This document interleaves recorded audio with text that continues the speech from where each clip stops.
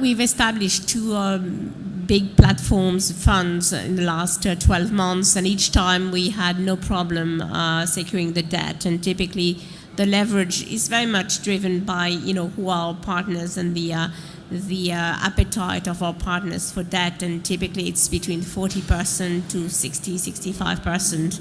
But each time we had no problem sourcing the debt level we needed, and went through a competitive process, approaching several debt providers, and we obtained very good terms. So I think from the debt standpoint, there is an appetite to lend for good portfolio in the residential sector because it's low risk, and you have a very good view of what the cash flows are going to be.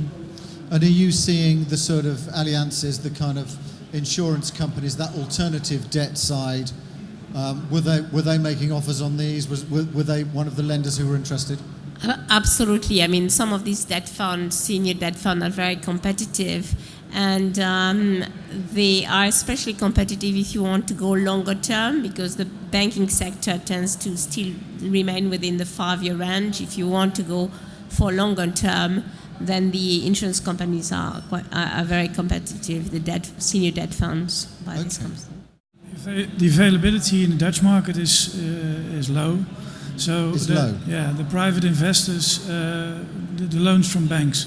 So the private investors has difficulties with getting a good finance, also because they're used to levels of 70% LTV or higher, and now we'll get maximums of 65%.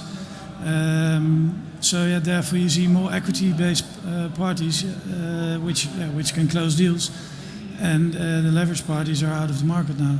So therefore the competitiveness in the market is low, and there's an opportunity for institutional investors. Yes, go ahead.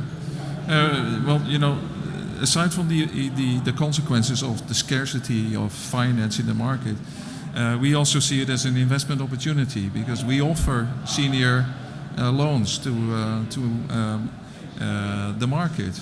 And so our pension funds, our clients, they offer capital to deploy that in mortgages, actually.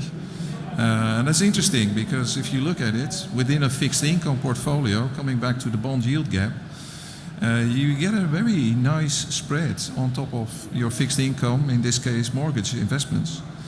Also on the residential side, which is, I think, the Netherlands is, I think, well known for its high interest rates currently, and it presents a very attractive investment case. On the commercial side, I tend to agree with Jorn, there's the scarcity, but from the flip side, it also presents an opportunity if you want to acquire assets from a distressed owner who's looking for refinance, can't make it. Then it's very interesting to buy.